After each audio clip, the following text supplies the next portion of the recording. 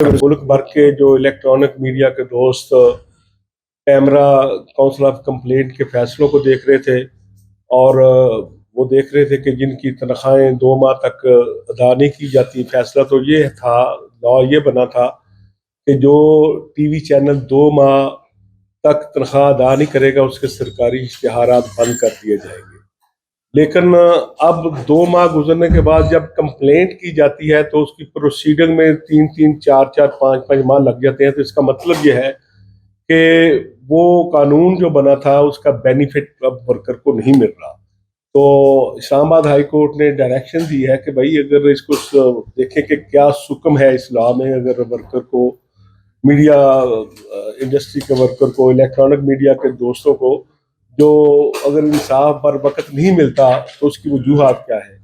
तो high court की direction पे आज ये मीटिंग हो रही है जिसमें तमाम लोग मौजूद हैं और सेक्रेटरी साहबा से मेरी जो बात भी हुई, मैंने उनसे यही रिक्वेस्ट की कि एक सुकम तो ये है कि अगर 2 माह के बाद कंप्लेंट आती है तो उसकी अगर प्रोसीडिंग में 6 माह लग जाते हैं कि पहले उसकी हेयरिंग होनी है, फैसला होना है, फिर वो चेयरमैन पैमरा के पास जाना है, पैमरा ने इश्तिहारात की बंदिश के हवाले से कोई कार्रवाई करनी है, तो इसमें अगर 6-8 माह लग जाएंगे तो इसका मतलब यह है कि ये लॉ जो है वो इट्स सेल्फ अपनी इम्पोर्टेंस खो जाता है। तो आज उस हवाले से मीटिंग है। मैं मुल्क भर के जो दोस्त इलेक्ट्रॉनिक मीडिया से तल्लुक़ रखने वाले इस कानून से होप लगाए बैठे थे, उन्हें यकीन दिलाता हूँ कि इंशाअल्लाह ताला जो सुकम इसमें है वो दूर होगा।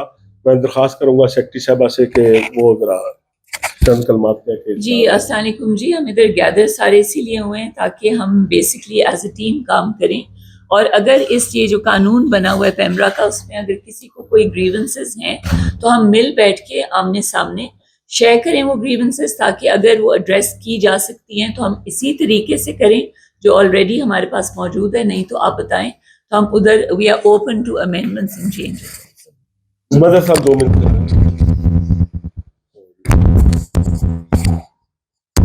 देखिए ये बहुत इम्पोर्टेंट इशू है, इसलिए कि job security is linked with life security.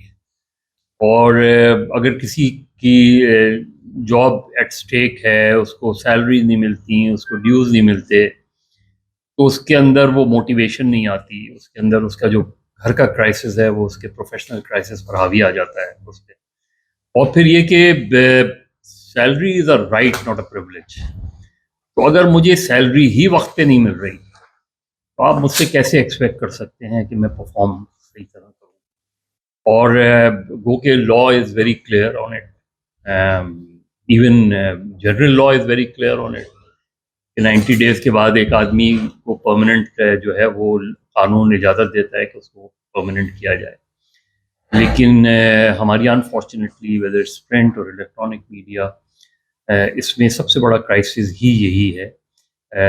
अगर पाकिस्तान में 100 से ज़ायद जर्नलिस्ट मारे गए हैं, there are hardly any journalist who was a permanent employee of that organisation. तो वो अपनी जान दे देते हैं और उनको ड्यूज़ भी नहीं मिलते, उनकी डेथ के बाद भी उनके ड्यूज़ नहीं मिलते। हमारी अब पूरी इस इंडस्ट्री का हाल ये हो गया है कि कंडेमनेशन, कंडोलेंस एंड कॉम्पनसेशन, ये तो अब ये इश्यूज ऐसे हैं। ये बहुत काउंसिल ऑफ कंप्लेंट्स, क्योंकि मैं इस कानून जब बन रहा था और आज मैं इस्लामाबाद हाई कोर्ट के मिस्टर आमिर के रिमार्क्स में पढ़ रहा था अखबार में, तो मुझे अपना वो रिकॉल कि जब मैं पार्लियामेंट्री कमेटी के सामने पेश हुआ था तो मैंने उस पूरी पार्लियामेंट्री कमेटी से कहा था कि देखें आप ये जो कानून बनाने जा रहे हैं ये कानून कल आपको हर्ट करेगा। ये आप क्रॉस मीडिया ओनरशिप पर हमारा एक बड़ा स्ट्रॉन्ग व्यू रहा है कि काउंसिल ऑफ कंप्लेंट्स बना, ये अपना क्रॉस मीडिया ओनरशिप के थ्रू आप मोनोपोलीज क्रिएट कर रहे हैं उसमें मीडिया में। लेकिन उस वक्त खैर सारे लोग एक तरफ थे उसमें। तो इसलिए ये बहुत इम्पोर्टेंट है कि जिस तरह अभी चीज़ें बेहतर हुई हैं, चेयरमैन ख़ासतौर पे चेयरमैन का तकर्रुर जो है वो थ्रू पार्लियामेंट्री कमेटी होगा। मेरा ख्याल है काउंसिल ऑफ कंप्लेंट का तकर्रुर भी थ्रू पार्लियामेंट्री कमेटी होना चाहिए। اس کی وجہ یہ ہے کہ اس نے ہم نے دیکھا ہے، میں 2002 کے بعد سے دیکھ رہا ہوں کہ کاؤنسل آف کمپلینٹس کو بعد میں پتہ چلتا ہے چینلز پہلے آف ایئر ہو جاتا ہے، اور 2007 میں بھی جب ایمرجنسی لگی تو افتخار رشید صاحب چیئرمین پیمرا تھے، ان کو نہیں پتہ تھا کہ چینلز آف ایئر ہو گئے. تو ہم چاہتے ہیں کہ council of complaint in grievances کو بہت سیریسلی ایڈریس کرے، کیونکہ اگر آپ میڈیا کمیشن رپورٹ دیکھیں جسٹس ناصر اسلم زاہد اور جاوید جبار صاحب کی، وہ بڑی کمپریہنسو رپورٹ ہے. اس میں ساری چیزوں کو کا ادراک کیا گیا ہے. وہ سپریم کورٹ کے چیف جسٹس کی سربراہی میں جو تھی وہ کمیشن پھر فارم ہوا تھا پٹیشنز کی بنیاد پر، حامد میر صاحب اور افسار عالم صاحب سب کی. تو اصل چیز ہمارا یہ ہے کہ اس ایشو کو بہت سیریسلی لینے کی ضرورت ہے، ورنہ میڈیا کے آزاد میڈیا کا وہ تصور شاید ہم پورا نہ کر پائیں جو کسی بھی طریقے سے اس وقت ہمیں چیلنجز کا سامنا ہے. اس کا تعلق لوگوں کی سیلری سے ہے، جو کہ بہت سیریس ایشو ہے. بہت شکریہ.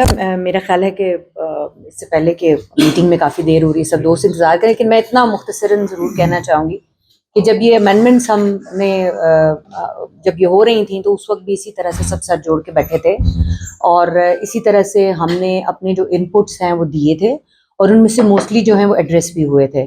اینڈ ایک تو یہ پازیٹیو ایٹیٹیوڈ کہ جی سب جو اسٹیک ہولڈرز ہیں، ہمارا بنیادی جو ایک نقطہ ہوتا ہے وہ یہی ہوتا ہے جب بھی کوئی اس طرح کی قانون سازی ہو رہی ہوتی ہے کہ تمام جو اسٹیک ہولڈرز ہیں ان کو آن بورڈ لیا جائے، ان سے پوچھا جائے، اور جو چیزیں بہتر ہو سکتی ہیں ان کو مل جل کر بہتر کر لیا جائے جو کمیونٹی کے مفاد میں ہوں، سب کے مفاد میں ہوں.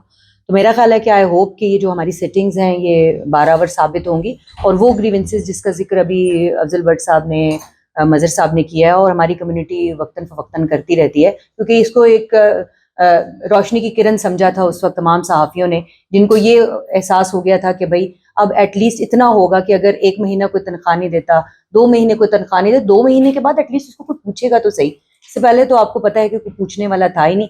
لیکن ابھی بھی یہ اگر دیکھیں کوئی قانون جو ہے اس کو کوئی فائدہ نہیں اگر اس کے اوپر امپلیمنٹیشن نہیں ہو رہی. تو لیٹس ہوپ کہ ہم اس کو امپلیمنٹیشن فیز کے اوپر لیٹر اینڈ اسپرٹ میں اس کو امپلیمنٹ کرانے کے قابل ہو سکیں.